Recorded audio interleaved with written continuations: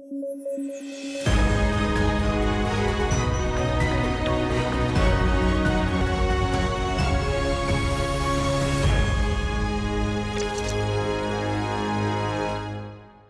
News at 9 programme में आपका स्वागत है। मैं हूं अमृत उपाध्याय। आइए जल्दी से देखें आज की हेडलाइंस। मनरेगा की जगह आएगा नया कानून, नाम है विकसित भारत गारंटी फॉर रोजगार एंड आजीविका मिशन ग्रामीण बिल यानी VBG राम जी। गारंटीड रोजगार के दिनों को 100 से बढ़ाकर किया जाएगा 125।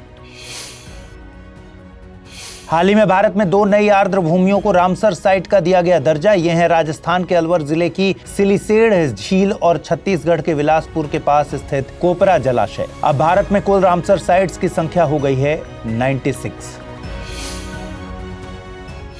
और देश में बीमा क्षेत्र में होगा बड़ा बदलाव। FDI लिमिट को 74% से बढ़ाकर किया जाएगा 100%। विदेशी कंपनियां अब रख सकेंगी भारतीय बीमा कंपनियों में पूरी हिस्सेदारी।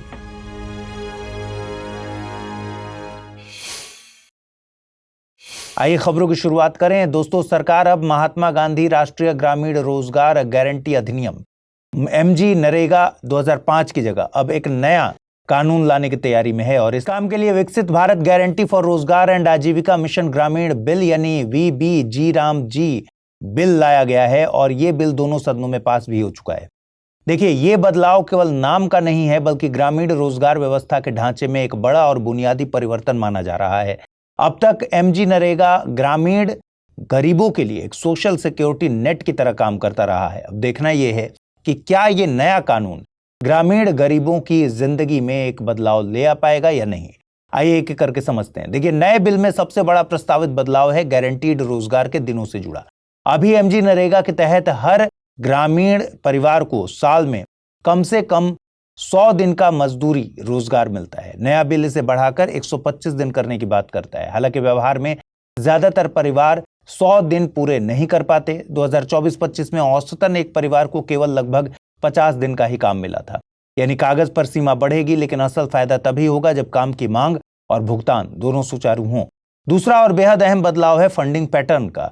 अभी पूरी मजदूरी का खर्च केंद्र सरकार उठाती है। नए बिल में मजदूरी का बोझ भी केंद्र और राज्यों के बीच साझा किया जाएगा। सामान्य राज्यों के लिए अनुपात है 60-40 का, जबकि पूर्वोत्तर और हिमालयी राज्यों के लिए 90-10 का अनुपात रखा गया है। इससे राज्यों पर सालाना लगभग 30,000 करोड़ रुपए का अतिरिक्त वित्तीय दबाव पड़ने की आशंका है, जबकि कई राज्य पहले ही कर्ज और सीमित संसाधनों से जूझ रहे हैं। नया बिल नॉर्मेटिव एलोकेशन नाम की व्यवस्था भी लाता है, जिसका मतलब है कि अब राज्यों को काम की मांग के आधार पर पैसा नहीं मिलेगा, बल्कि केंद्र सरकार तय करेगी कि किस राज्य को कितना फंड मिलेगा। यदि कोई राज्य अपनी तय सीमा से ज्यादा खर्च करता है तो उसका भुगतान राज्य को अपने संसाधनों से ही करना होगा। यह व्यवस्था MG नरेगा की लेबर बजट प्रणाली से बिल्कुल अलग है, जहां नीचे से ऊपर यानी गांव और जिले की मांग के आधार पर बजट तय होता था। एक और बड़ा बदलाव है खेती के मौसम में 60 दिन का ब्रेक। नए कानून के तहत बुआई और कटाई के समय रोजगार गारंटी योजना को 60 दिनों के लिए रोका जा सकता है, ताकि खेतों में मजदूरों की कमी ना हो। हालांकि राज्यों को यह अवधि पहले से नोटिफाई करनी होगी, लेकिन इसका मतलब यह भी है कि 125 दिन का काम पाने के लिए साल का समय और सीमित रखा जाएगा, खासकर उन इलाकों में जहां फसलों का चक्र लंबा है और विविध है। वहीं नया कानून विकसित ग्राम पंचायत प्लान्स की अवधारणा लाता है। अब सभी काम ग्राम पंचायत स्तर पर बनाए गए विकास प्लान से निकलेंगे, जिन्हें ब्लॉक, जिला और राज्य स्तर पर जोड़कर विकसित Bharat national rural infrastructure stack बनाया जाएगा। इसका फोकस जल सुरक्षा, ग्रामीण बुनियादी ढांचा, आजीविका से जुड़े काम और चरम मौसम से निपटने वाले कार्यों पर होगा। इन योजनाओं को PM गति शक्ति नेशनल मास्टर प्लान से जोड़ा जाएगा। इसके अलावा MG नरेगा के मौजूदा जॉब कार्ड की जगह अब ग्रामीण रोजगार गारंटी कार्ड जारी किया जाएगा, जो केवल 3 साल के लिए वैध होगा। खास वर्गों जैसे कि अकेली महिलाएं, दिव्यांग, 60 साल से अधिक उम्र के लोग, PVTG समुदाय और ट्रांसजेंडर व्यक्तियों के लिए विशेष रंग का कार्ड दिया जाएगा। नए बिल के द्वारा कानून उल्लंघन पर सजा भी सख्त की जा रही है। पहले जहां अधिकतम जुर्माना 1,000 रुपए था, अब इसे बढ़ाकर 10,000 रुपए करने का प्रस्ताव है। अंत में बजट का फर्क भी समझना जरूरी है। 2024-25 में MG नरेगा के लिए लगभग 86,000 करोड़ रुपए एलोकेटेड थे। नए VBG राम जी स्कीम के लिए सरकार का अनुमान है कुल खर्च करीब 1.51 लाख करोड़ रुपए होगा, जिसमें से लगभग 95,700 करोड़ रुपए केंद्र का हिस्सा होगा और बाकी राज्यों को देना पड़ेगा। दोस्तों, रामसर साइट्स की संख्या फिर से बढ़ गई है। अब भारत में कुल रामसर साइट्स की संख्या हो गई है 96। दरअसल हाल ही में भारत में 2 नई वेटलैंड्स को रामसर साइट का दर्जा दिया गया और ये है राजस्थान के अलवर जिले की सिलीसेड़ झील और छत्तीसगढ़ के बिलासपुर के पास स्थित कोपरा जलाशय। देखिए, रामसर साइट का दर्जा मिलने का मतलब क्या होता है? मतलब ये होता है कि इन वेटलैंड्स को अंतर्राष्ट्रीय महत्व की वेटलैंड माना गया है और इनके संरक्षण पर विशेष ध्यान दिया जाएगा। अब सबसे पहले सिलीसेड़ झील को समझ लेते हैं। ये झील राजस्थान राज्य में स्थित है और खास बात यह है कि यह सारिस्का टाइगर रिजर्व के बफर जोन के भीतर आती है। ध्यान रखिएगा कि सिलीसेड़ एक मानव निर्मित झील है जिसे 1845 में महाराजा विनय सिंह ने बनवाया था। इसका मकसद उस समय अलवर शहर को पीने का पानी उपलब्ध कराना था। वहीं ये क्षेत्र सेमी एरिड जलवायु वाला है, अर्धशुष्क जलवायु वाला है, इसलिए यह झील आसपास के इलाकों के लिए एक बेहद महत्वपूर्ण जल स्रोत बन जाती है। जैव विविधता की दृष्टि से देखें तो सिलीसेड़ झील बहुत समृद्ध है। यहाँ 149 प्रजातियों के पक्षी, 17 प्रजातियों के स्तनधारी जीव पाए जाते हैं। इनमें रिवर टर्न जैसी संवेदनशील प्रजाति और बाघ जैसी संकटाग्रस्त प्रजाति भी शामिल है। अब बात करते हैं कोपरा जलाशय की। यह छत्तीसगढ़ राज्य में स्थित है और महानदी नदी के ऊपरी जल ग्रहण क्षेत्र अपर कैचमेंट में मौजूद एक जलाशय है। इसकी सबसे बड़ी विशेषता है इसकी मजबूत हाइड्रोलॉजिकल और इकोलॉजिकल कनेक्टिविटी, यानी ये आसपास के नदी तंत्र, आर्द्र भूमियों और पारिस्थितिकी तंत्र से गहराई से जुड़ा है। इसी वजह से यहाँ कई तरह के प्राकृतिक आवास विकसित हुए हैं। कोपरा जलाशय 60 से अधिक प्रवासी पक्षी प्रजातियों को सहारा देता है। अन्य जीव जंतुओं की बात करें तो यहाँ ग्रेटर स्पॉटेड ईगल जैसी संवेदनशील प्रजाति और इजिप्शियन वल्चर जैसी संकटाग्रस्त प्रजाति पाई जाती है। अगली खबर देश में बीमा क्षेत्र में बड़े बदलाव से रिलेटेड है। दरअसल केंद्र सरकार ने सबका बीमा सबकी रक्षा amendment of insurance laws bill 2025 को मंजूरी दे दी है। सरकार ने मंजूरी देकर भारत के बीमा सेक्टर में अब तक के सबसे बड़े सुधारों में से एक की नींव रखी। ये bill insurance act 1938, LIC act 1956 और IRDAI एक्ट 1999 तीनों में बड़े संशोधन करता है। सरकार का दावा है कि इसका मकसद बीमा क्षेत्र को आधुनिक बनाना, कवरेज बढ़ाना और रेगुलेटरी निगरानी को मजबूत करना है ताकि इंश्योरेंस फॉर ऑल बाय 2047 का लक्ष्य हासिल हो सके। देखिए, इस बिल का सबसे बड़ा और सबसे ज्यादा चर्चा में रहने वाला प्रावधान है FDI लिमिट को 74% से बढ़ाकर 100% करना। इसका मतलब यह है कि अब विदेशी कंपनियां भारतीय बीमा कंपनियों में पूरी हिस्सेदारी रख सकेंगी। सरकार और इंडस्ट्री का मानना है कि इससे बड़े पैमाने पर विदेशी पूंजी आएगी, नई टेक्नोलॉजी आएगी और ग्लोबल बेस्ट प्रैक्टिसेस भारतीय बाजार में भी उतरेंगी। आपको बता दें, दुनिया में करीब 10,000 बीमा कंपनियां हैं, जबकि भारत में सिर्फ लगभग 70 के आसपास। अगर इनमें से कुछ भी भारत आती हैं तो बीमा सेक्टर में निवेश और प्रतिस्पर्धा दोनों तेज होगी। इसका सीधा असर बीमा प्रोडक्ट्स की क्वालिटी, क्लेम सेटलमेंट और कस्टमर सर्विस पर पड़ सकता है। वहीं बिल में विदेशी री इंश्योरेंस कंपनियों के लिए भी राहत दी गई है। अब उनके लिए नेट ओन्ड फंड की शर्त को 5,000 करोड़ रुपए से घटाकर 1,000 करोड़ रुपए करने का प्रस्ताव है। इसका मकसद ज्यादा री इंश्योरर्स को भारत में लाना है ताकि जोखिम साझा करने की क्षमता बढ़े। इससे बड़े आपदाओं को और हाई रिस्क इंश्योरेंस मामलों में सिस्टम ज्यादा मजबूत बन सकता है। एक और अहम बदलाव IRDAI यानी बीमा नियामक की ताकत से जुड़ा है। इस बिल के बाद IRDAI को गलत तरीके से कमाए गए मुनाफे को वापस लेने का अधिकार मिलेगा, ठीक वैसे ही जैसे सेबी को शेयर बाजार में मिलता है। इसके अलावा इंश्योरेंस इंटरमीडियरीज के लिए वन टाइम रजिस्ट्रेशन का प्रावधान लाया जा रहा है ताकि बार बार मंजूरी लेने की जरूरत से छुटकारा मिले। इसके अलावा बिल के द्वारा शेयर ट्रांसफर के लिए IRDAI की अनुमति की सीमा भी 1% से बढ़ाकर अब 5% कर दी जाएगी, जिससे बिजनेस करना थोड़ा आसान हो जाएगा। साथ ही IRDAI के नियम बनाने की प्रक्रिया के लिए स्पष्ट SOP और जुर्माने के लिए तय मानदंड तय किए जा रहे हैं। LIC को भी इस बिल के तहत ज्यादा आजादी दी जा रही है। अब LIC नए जोनल ऑफिस खोलने के लिए सरकार से पहले जैसी अनुमति लेने की बाध्यता में नहीं होगी। विदेशों में अपने ऑपरेशंस को वहां के कानूनों के मुताबिक रिस्ट्रक्चर करने की छूट भी मिलेगी। इसका मकसद LIC को एक ज्यादा प्रोफेशनल, तेज और ग्लोबल प्रतिस्पर्धी संस्था बनाना है। लेकिन जहां यह बिल कई मोर्चों पर आगे बढ़ता दिख रहा है, वहीं कुछ बड़ी उम्मीदों पर पानी भी फेरता दिख रहा है। सबसे बड़ी खामी निकल कर आ रही है कंपोजिट लाइसेंस का न होना। अगर यह आता तो एक ही कंपनी लाइफ इंश्योरेंस और जनरल इंश्योरेंस दोनों बेच सकती थी। इससे ग्राहक को एक ही जगह लाइफ, हेल्थ और जनरल इंश्योरेंस का पैकेज मिल सकता था। इंडस्ट्री इसे गेम चेंजर मान रही थी, लेकिन सरकार ने इसे फिलहाल टाल दिया है, जिससे बीमा सेक्टर की पुरानी साइलो सिस्टम बरकरार है। इसी तरह नए बीमा कंपनियों के लिए न्यूनतम पूंजी यानी मिनिमम कैपिटल घटाने का प्रस्ताव भी इस बिल में शामिल नहीं है। अभी इंश्योरर्स के लिए 100 करोड़ और री इंश्योरर्स के लिए 200 करोड़ रुपए की शर्त है, जिसे छोटे और नीश खिलाड़ियों के लिए बहुत बड़ी बाधा माना जाता है। अगर ये कम होती तो रूरल एरियाज, गिग वर्कर्स और लो इनकम ग्रुप्स के लिए काम करने वाली नई कंपनियां आ सकती थीं। इस मौके के चूकने से इंक्लूसिव इंश्योरेंस ग्रोथ पर सवाल उठ रहे हैं। इसके अलावा पहले ड्राफ्ट में जो बातें थीं, जैसे इंश्योरर्स को म्यूचुअल फंड्स या लोन्स जैसे दूसरे फाइनेंशियल प्रोडक्ट्स बेचने की छूट, एजेंट्स को मल्टीपल कंपनीज के प्रोडक्ट्स बेचने की आजादी या बड़ी कंपनियों को कैप्टिव इंश्योरेंस बनाने की अनुमति, वे भी इस बिल में नजर नहीं आती। खासकर कैप्टिव इंश्योरेंस की गैर मौजूदगी को कॉर्पोरेट रिस्क मैनेजमेंट के लिए एक बड़ा झटका माना जा रहा है। कुल मिलाकर सबका बीमा सबकी रक्षा बिल 2025 बीमा सेक्टर को वैश्विक पूंजी और मजबूत रेगुलेशन की दिशा में तो ले जाता है, लेकिन स्ट्रक्चरल रिफॉर्म्स के मोर्चे पर यह आधा अधूरा लगता है। सरकार इसे मॉडर्नाइजेशन और कंज्यूमर प्रोटेक्शन के रूप में देख रही है, जबकि इंडस्ट्री का एक बड़ा ग्रुप मानता है कि कुछ साहसिक फैसले टाल दिए गए हैं। यूपीएससी की तैयारी का हर दिन कीमती होता है और हर कल की राह आज से ही बनती है। तो क्या आपने प्रतिज्ञा ली है अपने आईएएस सपने को साकार करने की? स्टडी आईक्यू लेकर आया है यूपीएससी लाइव फाउंडेशन हिंदी प्रतिज्ञा प्लस बैच 2027, जहां कराई जाएगी प्रीलिम्स से लेकर इंटरव्यू तक की पूरी तैयारी, वो भी रणनीतिक गहराई के साथ और सही मार्गदर्शन के साथ। इस बैच में आपको मिलेंगी 1000+ आवर्स की लाइव और रिकॉर्डेड क्लासेस, मार्गदर्शन और सारथी कार्यक्रमों के माध्यम से 1-to-1 personalised mentorship, daily current affairs test series और सीसेट का complete coverage, hand written notes, PDFs और 18 बुक्स का सेट।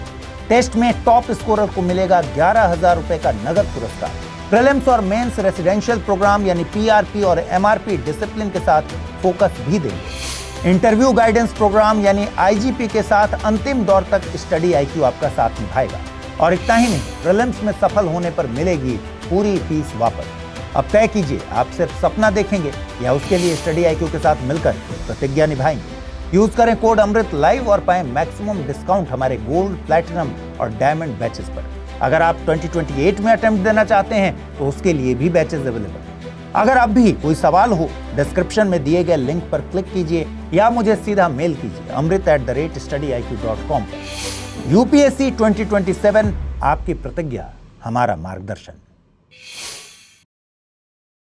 हाल ही में यूनेस्को पेरिस में भारत के राजदूत और स्थायी प्रतिनिधि ने तेलंगाना स्थित रामप्पा मंदिर का दौरा किया। इस दौरे का मकसद ये देखना था कि भारतीय पुरातत्व सर्वेक्षण और तेलंगाना राज्य सरकार मंदिर के संरक्षण और संवर्धन के लिए किस प्रकार के प्रयास कर रहे हैं। चूंकि ये एक विश्व धरोहर स्थल है, इसलिए यूनेस्को समय समय पर यह समीक्षा करता है कि इसकी ऐतिहासिक और स्थापत्य विरासत को सुरक्षित बनाया जा रहा है या फिर नहीं। देखिए, रामप्पा मंदिर तेलंगाना राज्य में स्थित है और इसका निर्माण 1213 ईस्वी में काकतीय वंश के शासनकाल के दौरान हुआ था। इसे रेचारला रुद्र ने बनवाया था, जो काकतीय राजा गणपति देव के सेनापति थे। मंदिर के मुख्य आराध्य देव रामलिंगेश्वर स्वामी हैं, जिसलिए इसे रुद्रेश्वर मंदिर भी कहा जाता है। इस मंदिर की एक खास बात है इसका नाम। आमतौर पर मंदिर देवता या शासक के नाम पर होते हैं, लेकिन इस मंदिर का नाम इसके मुख्य शिल्पकार रामप्पा के नाम पर पड़ा है। इसी कारण इसे भारत का शायद एकमात्र मंदिर माना जाता है जो अपने वास्तुकार के नाम पर जाना जाता है। वहीं स्थापत्य की दृष्टि से रामप्पा मंदिर बेहद अनोखा है। यह मंदिर 6 फीट ऊंचे तारे के आकार के मंच पर बना है। इसकी दीवारों, स्तंभों और छतों पर की गई नक्काशी काकतीय कला की उत्कृष्ट मिसाल पेश करती हैं। यह मंदिर भूकंप रोधी संरचना के लिए भी प्रसिद्ध है। मंदिर के गोपुरम में इस्तेमाल की गई ईंटें साधारण नहीं है। इन्हें मिट्टी, बबूल की लकड़ी, भूसा और मायरोबेलन फल को मिलाकर बनाया गया है। आपको जानकर हैरानी होगी कि ये ईंटें इतनी हल्की हैं कि पानी पर तैर सकती हैं। इसी कारण पूरा ढांचा हल्का रहता है और भूकंप जैसी प्राकृतिक आपदाओं में इसके गिरने की संभावना बहुत कम हो जाती है। इसके अलावा मंदिर के निर्माण में सैंडबॉक्स तकनीक का उपयोग किया गया था। इस तकनीक में नींव के गड्ढे को रेत, चूना, गुड़ और काले मायरोबेलन फल के मिश्रण से भरा जाता है। यह मिश्रण कुशन की तरह काम करता है और भूकंप के झटकों को सोख लेता है, ऑब्जर्व कर लेता है, जिससे मंदिर सुरक्षित रहता है। इन सभी ऐतिहासिक और स्थापत्य विशेषताओं को देखते हुए 2021 में यूनेस्को ने इसे विश्व धरोहर स्थल के रूप में मान्यता दी। इसका आधिकारिक नाम है काकतीय रुद्रेश्वर रामप्पा मंदिर, तेलंगाना। हालिया दौरा इसी वैश्विक धरोहर के संरक्षण कार्यों की समीक्षा के लिए किया गया था। इधर भारत के उपराष्ट्रपति ने पेरुम्बिदुगु मुत्तारैयार द्वितीय की स्मृति में एक स्मारक डाक टिकट जारी किया। ये पहल इसलिए महत्वपूर्ण मानी जा रही है क्योंकि इससे दक्षिण भारत के एक अपेक्षाकृत कम चर्चित लेकिन प्रभावशाली शासक और उनके योगदान को राष्ट्रीय स्तर पर पहचान मिली। अब अगर पेरुम्बिदुगु मुत्तारैयार के बारे में समझें तो वे 705 ईस्वी से 745 ईस्वी के बीच शासन करने वाले मुत्तारैयार वंश के शासक थे। उनका दूसरा नाम सुवर्ण मारन था और उन्हें शत्रु भयंकर भी कहा जाता है, जिसका अर्थ है कि वे अपने शत्रुओं के लिए भय का कारण थे। ऐतिहासिक स्रोत बताते हैं कि उन्होंने कई युद्धों में पल्लव राजा नंदी वर्मन के साथ मिलकर बहादुरी से लड़ाई लड़ी थी। पेरुम्बिदुगु मुत्तारैयार को केवल एक योद्धा के रूप में नहीं बल्कि एक कुशल प्रशासक के रूप में भी याद किया जाता है। उनके शासनकाल में प्रशासनिक स्थिरता और स्थानीय स्तर पर सुशासन के संकेत मिलते हैं। धार्मिक और बौद्धिक दृष्टि से भी उनका दरबार सक्रिय था। खास बात यह कि वे शैव मत के संरक्षक माने जाते हैं, लेकिन साथ ही उन्होंने अन्य परंपराओं के विद्वानों को भी संरक्षण दिया। इसका उदाहरण यह है कि एक जैन भिक्षु विमल चंद्र उनके दरबार में आकर शैव विद्वानों से शास्त्रार्थ करते थे। अब यह समझना जरूरी है कि मुत्तारैयार कौन थे।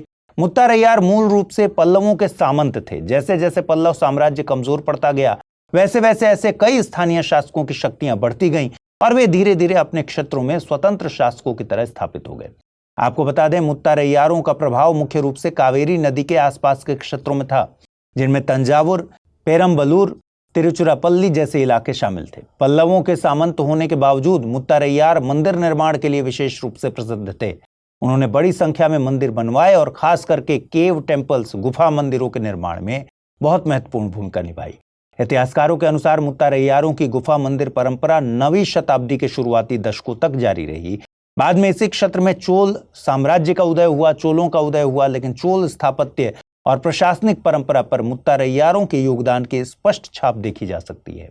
कुल मिलाकर पेरुम्बिदुगु मुत्तारैयार पर जारी डाक टिकट केवल एक स्मारक नहीं है, बल्कि यह दक्षिण भारत के प्रारंभिक मध्यकालीन इतिहास में उनकी राजनीतिक, सैन्य और सांस्कृतिक भूमिका को फिर से बयां करता है।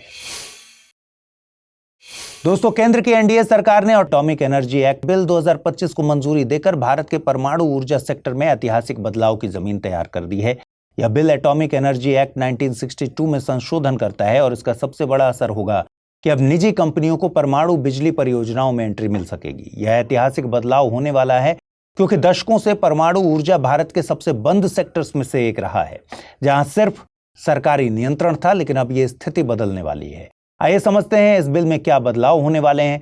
इस नए बिल के तहत निजी कंपनियां न्यूक्लियर पावर प्रोजेक्ट्स में 49% तक की हिस्सेदारी ले सकेंगी, यानी कंट्रोल अभी भी सरकार के पास रहेगा, लेकिन पूंजी और निवेश के लिए निजी खिलाड़ियों का रास्ता खुलेगा। इससे विदेशी कंपनियों और सॉवरेन वेल्थ फंड्स के लिए भी दरवाजा खुल सकता है, जो भारतीय पार्टनर्स के साथ मिलकर इक्विटी निवेश कर सकेंगे। इसे करीब 20 साल पहले हुए India US civil nuclear deal की व्यावसायिक क्षमता को जमीन पर उतारने की कोशिश के तौर पर देखा जा रहा है। देखिए, इस बिल को नया नाम दिया गया है। नाम है sustainable harnessing and advancement of nuclear energy of transforming India, यानी शांति बिल। नाम से ही पता चलता है कि इसका सीधा लक्ष्य क्या है। इसका लक्ष्य भारत की परमाणु बिजली क्षमता को तेजी से बढ़ाना है।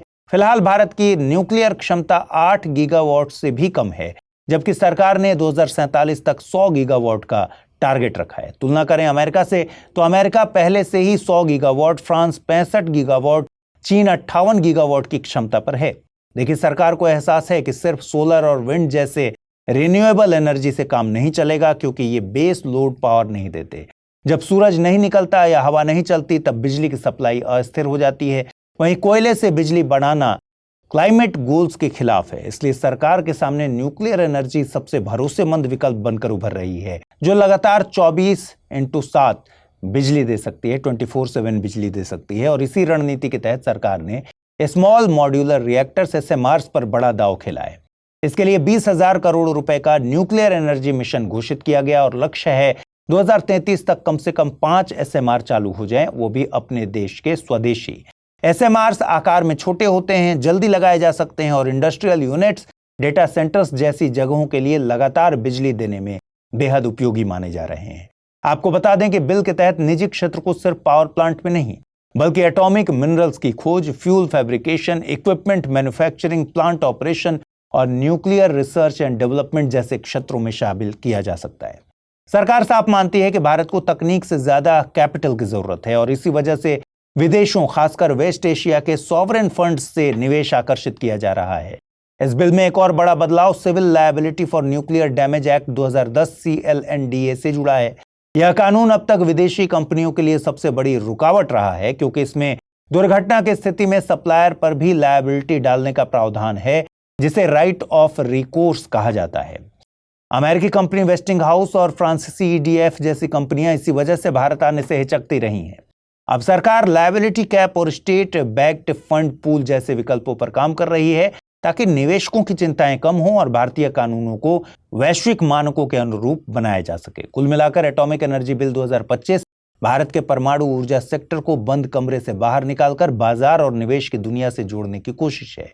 यह सिर्फ बिजली उत्पादन का मामला नहीं, बल्कि energy security, climate goals, industrial growth और ग्लोबल स्ट्रेटेजिक आउटरीच सब कुछ इससे जुड़ा है। हाल ही में कांग्रेस पार्टी ने प्रधानमंत्री पर निशाना साधा। निशाना इसलिए साधा गया क्योंकि भारत को अमेरिका के नेतृत्व वाली रणनीतिक पहल पैक्स सिलिका से बाहर रखा गया है। कांग्रेस का आरोप है कि इसका कारण अमेरिकी राष्ट्रपति डोनाल्ड ट्रंप के साथ संबंधों में आई तेज गिरावट है। इसी राजनीतिक बयानबाजी के कारण यह पहल खबरों में आ गई है। आइए समझते हैं पैक्स सिलिका पहल आखिर है क्या। देखिए, पैक्स सिलिका शब्द लैटिन भाषा के शब्द पैक्स से लिया गया है, जिसका अर्थ होता है शांति, स्थिरता और दीर्घकालिक समृद्धि। यहाँ सिलिका उस रासायनिक यौगिक को दर्शाता है जिसे परिष्कृत करके सिलिकॉन बनाया जाता है। सिलिकॉन वही मूल तत्व है जिससे कंप्यूटर चिप्स बनती हैं और जो AI जैसी आधुनिक तकनीकों की रीढ़ मानी जाती है।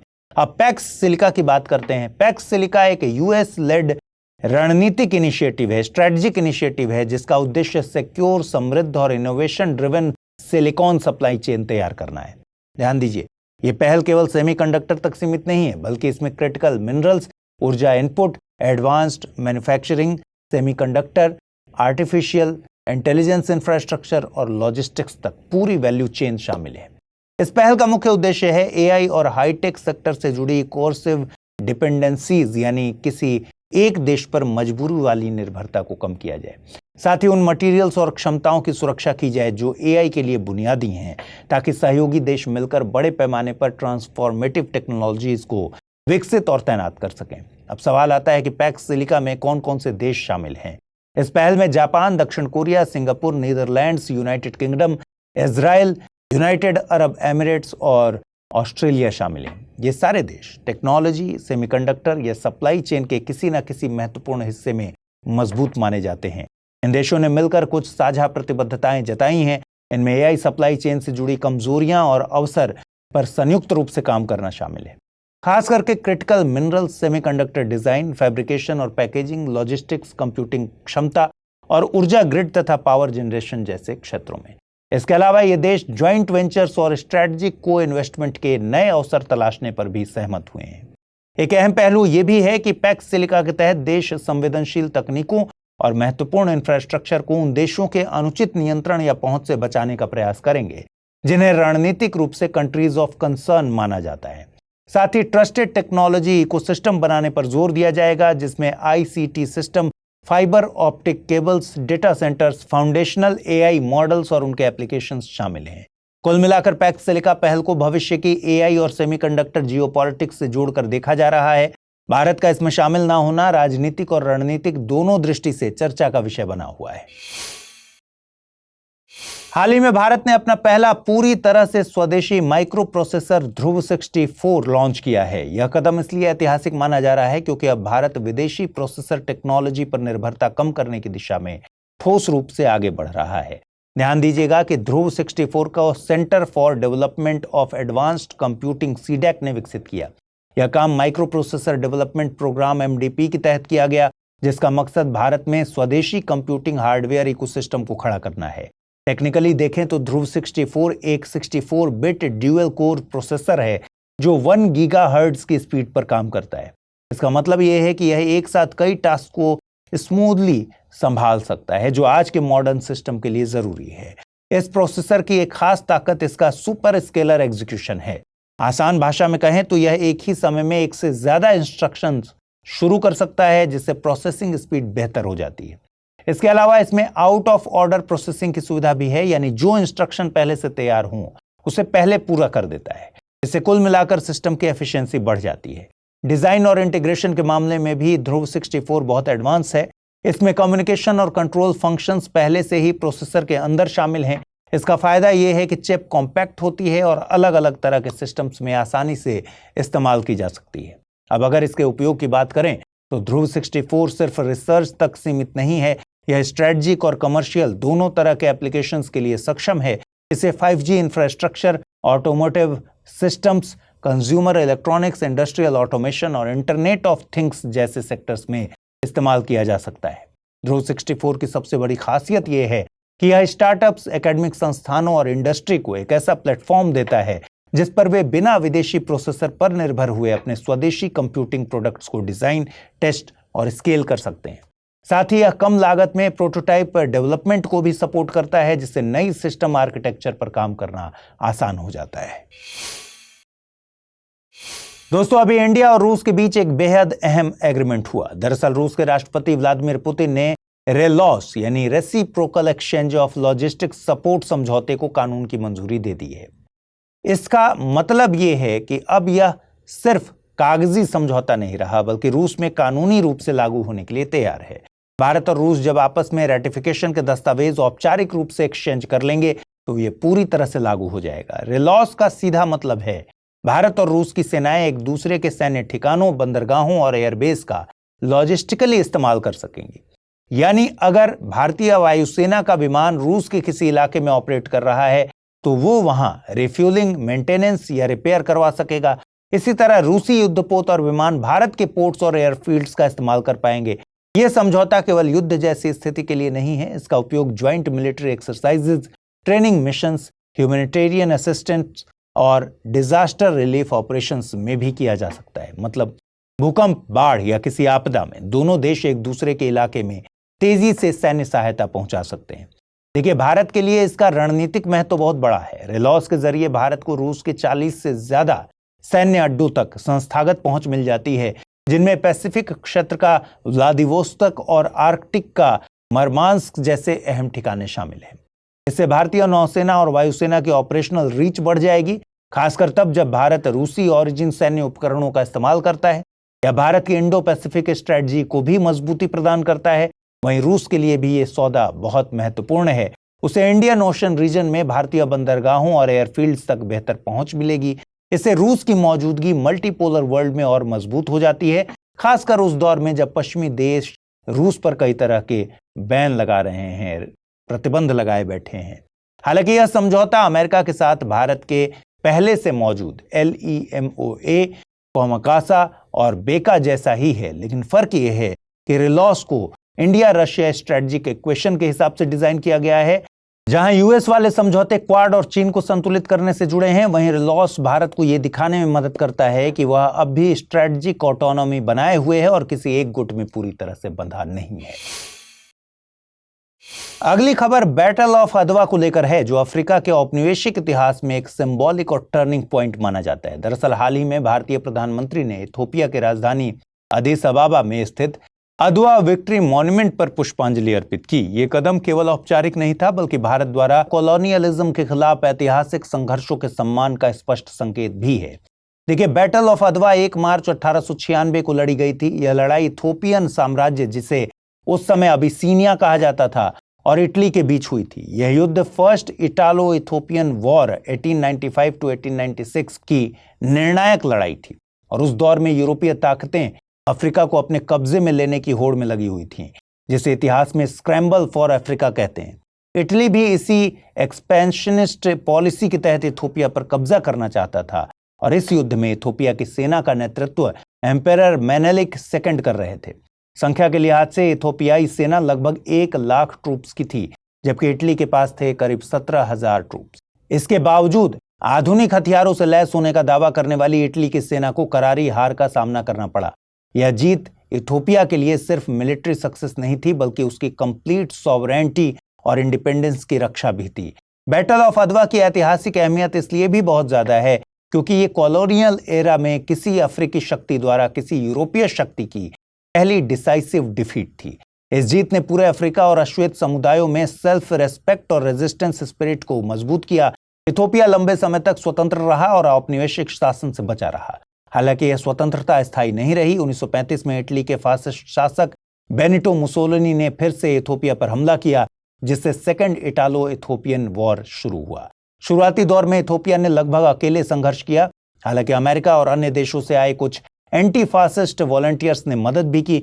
बाद में जब 1940 में इटली ने ग्रेट ब्रिटेन के खिलाफ वॉर डिक्लेयर की तो ब्रिटिश सेनाएं इथोपिया के साथ मिल गई और अंततः 1941 में इटली को इथोपिया से बाहर फोर्स आउट कर दिया गया। इस पूरे संदर्भ में देखा जाए तो प्रधानमंत्री का अदवा मेमोरियल पर श्रद्धांजलि देना एंटी कॉलोनियल स्ट्रगल, अफ्रीकी डिग्निटी और भारत अफ्रीका ऐतिहासिक सॉलिडेरिटी को रेखांकित करता है। हाल ही में council of scientific and industrial research ने जानकारी दी कि CSIR और central food technological research institute CSIR CFTRI Mysuru ने एनेटो से जुड़े 4 ग्रांट इन एड प्रोजेक्ट्स पर काम किया है। इन प्रोजेक्ट्स का मकसद एनेटो के अध्ययन, उसके विकास और फूड इंडस्ट्री में इससे बेहतर उपयोग से जुड़ा है। यह खबर इसलिए अहम है क्योंकि आज के समय में नेचुरल फूड कलरिंग एजेंट्स की मांग तेजी से बढ़ रही है। देखिए, एनेटो एक नेचुरल फूड कलरिंग और फ्लेवरिंग एजेंट है जो अचियोटे ट्री के बीजों से मिलता है। यह पेड़ मूल रूप से अमेरिका के ट्रॉपिकल रीजन में पाया जाता है। दिलचस्प बात यह है कि दुनिया में इस्तेमाल होने वाले लगभग 70% नेचुरल फूड कलर्स एनेटो से ही आते हैं। यही वजह है कि फूड प्रोसेसिंग इंडस्ट्री में इसकी भूमिका बहुत बड़ी मानी जाती है। एनेटो का इस्तेमाल खाने को पीला या नारंगी रंग देने के लिए किया जाता है। आमतौर पर यह चीज butter, yoghurt, sausage, smoke fish, ice cream और बेक्ड गुड्स जैसे खाद्य पदार्थों में मिलाया जाता है। इसका गाढ़ा और चमकीला रंग कैरोटीनॉइड्स की वजह से होता है, जो पौधों में पाए जाने वाले नेचुरल पिगमेंट्स होते हैं और एनेटो के बीजों की बाहरी परत में ये मौजूद रहते हैं। इस्तेमाल की बात करें तो एनेटो को ज्यादातर पाउडर या पेस्ट के रूप में इस्तेमाल करते हैं। कई बार इसके बीजों से रंग निकालकर इसे सीधे डाई की तरह खाने में मिलाया जाता है। कुछ क्षेत्रों में लोग इसका उपयोग सिर्फ रंग के लिए नहीं बल्कि स्वाद बढ़ाने के लिए भी करते हैं। ज्यादा मात्रा में इस्तेमाल करने पर इसका स्वाद हल्का सा पेपरी हो जाता है, जबकि इसकी खुशबू नटी और फ्लोरल मानी जाती है। सेफ्टी के लिहाज से एनेटो सामान्य मात्रा में खाने पर ज्यादातर लोगों के लिए सुरक्षित है। हालांकि कुछ सेंसिटिव लोगों में इससे एलर्जिक रिएक्शन हो सकता है, इसलिए सावधानी जरूरी है। एनेटो के फायदे भी काफी चर्चा में रहते हैं। कई अध्ययनों में इसे इन्फ्लेमेशन कम करने, आंखों और दिल की सेहत को सुधारने और यहां तक कि एंटी कैंसर प्रॉपर्टीज से भी जोड़ा गया है। इसमें मौजूद anti microbial compounds bacteria, fungus और पैरासाइट्स की ग्रोथ को लिमिटेड करने में मदद करते हैं। साथ ही यह एंटीऑक्सीडेंट्स से भी भरपूर होता है, जो शरीर में मौजूद हानिकारक फ्री रेडिकल्स के असर को कम करते हैं। खास बात यह है कि एनेटो में टोकोट्रिएनॉल पाया जाता है, जो विटामिन ई का एक रूप है। कुछ रिसर्च बताती हैं कि यह हड्डियों को मजबूत और हेल्दी बनाए रखने में मदद कर सकता है। पारंपरिक रूप से एनेटो के बीजों को पीसकर स्किन हेल्थ बेहतर करने के लिए त्वचा पर भी लगाया जाता रहा है। यानी एनेटो सिर्फ एक नेचुरल फूड कलर नहीं है, बल्कि यह पोषण, स्वास्थ्य और फूड टेक्नोलॉजी तीनों के नजरिए से महत्वपूर्ण प्राकृतिक संसाधन है और इसी वजह से CSIR, CFTRI जैसे संस्थान इस पर गहन रिसर्च कर रहे हैं।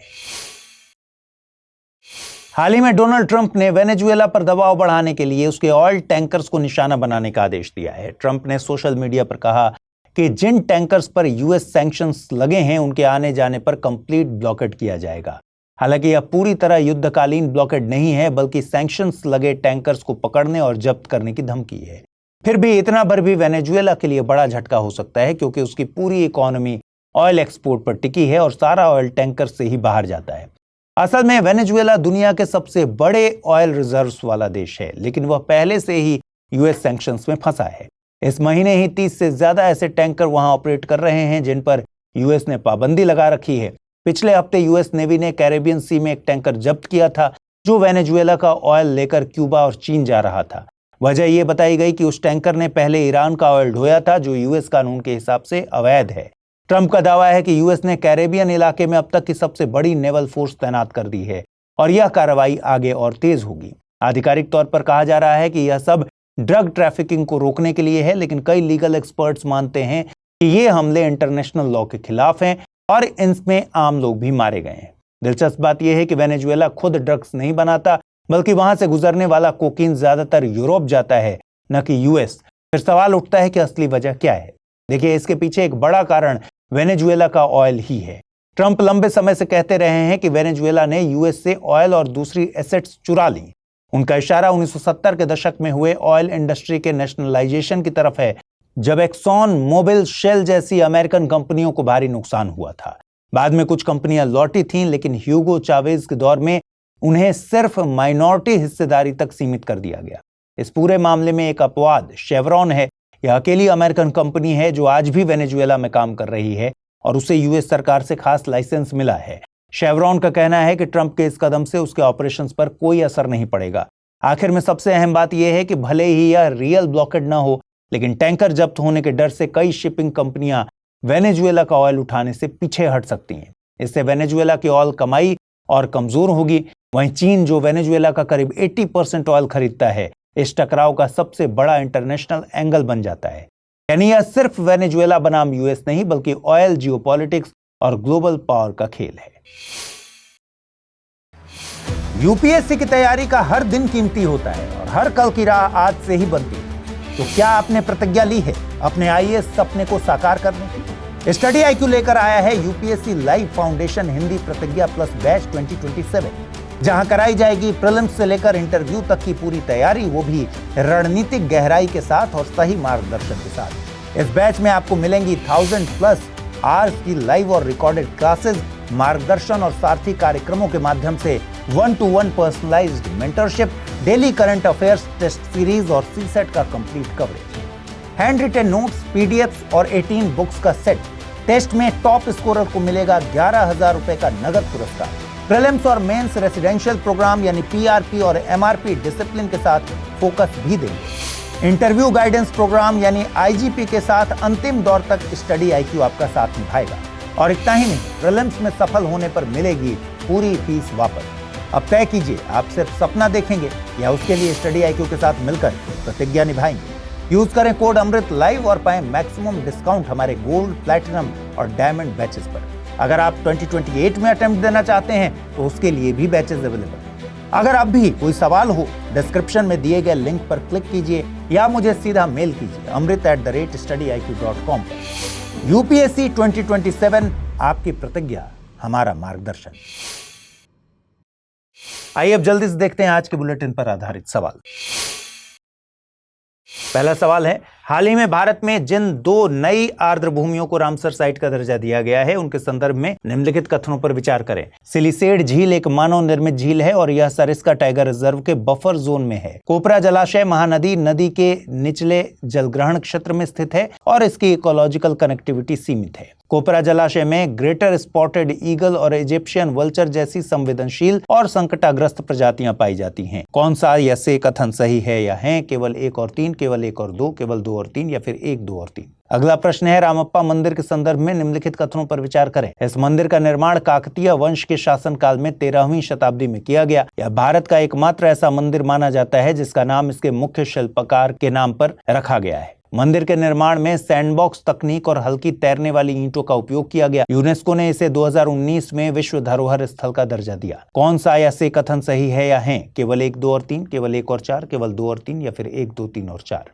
अगला प्रश्न, पेरुम्बिदुगु मुत्तारैयार द्वितीय के संदर्भ में निम्नलिखित कथनों पर विचार करें। वे मुत्तारैयार वंश के शासक थे और लगभग 8वीं शताब्दी के पूर्वार्ध में उन्होंने शासन किया। उनका दूसरा नाम सुवर्ण मारन था और उन्हें शत्रु भयंकर की उपाधि से भी जाना जाता था। वे पल्लवों के सामंत थे और उनका प्रभाव मुख्यतः कावेरी नदी के आसपास के क्षेत्रों में था। मुत्तारैयार शासक केवल वैष्णव मत के संरक्षक थे और अन्य धार्मिक परंपराओं को संरक्षण नहीं देते थे। कौन सा से कथन सही है? केवल 1, 2 और 3, केवल 1 और 4, केवल 2 और 3 या फिर 1, 2, 3 और 4? अगला प्रश्न, पैक्स सिलिका पहल के संदर्भ में निम्नलिखित कथनों पर विचार करें। पैक्स सिलिका एक यूएस लेड रणनीतिक पहल है जिसका उद्देश्य सुरक्षित और भरोसेमंद एआई तथा सेमीकंडक्टर सप्लाई चेन बनाना है। यह पहल केवल सेमीकंडक्टर मैन्युफैक्चरिंग तक लिमिटेड है और इसमें क्रिटिकल मिनरल्स या फिर ऊर्जा इनपुट शामिल नहीं है। पैक्स सिलिका में जापान, दक्षिण कोरिया, यूनाइटेड किंगडम, नीदरलैंड्स और ऑस्ट्रेलिया जैसे देश शामिल हैं। इस पहल का एक उद्देश्य संवेदनशील तकनीकों को तथाकथित कंट्रीज ऑफ कंसर्न की पहुंच से सुरक्षित रखना है। कौन सा से कथन सही है? केवल 1, 3 और 4, केवल 1 और 2, केवल 2 और 3 या फिर 1, 2, 3 और 4?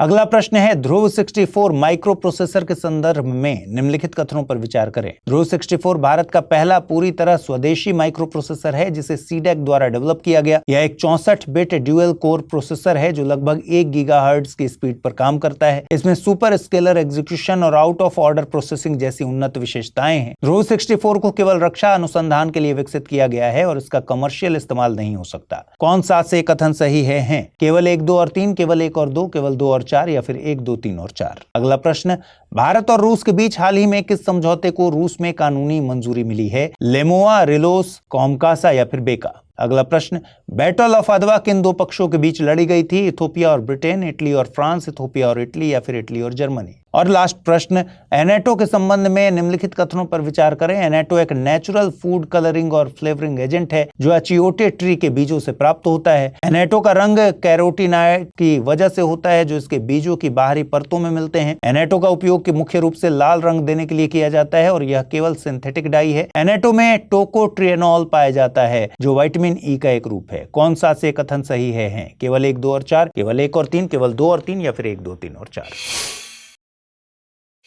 तो आज इस बुलेटिन में फिलहाल इतना ही। ख्याल रखिए अपना, ठीक से पढ़ाई कीजिए। नमस्कार।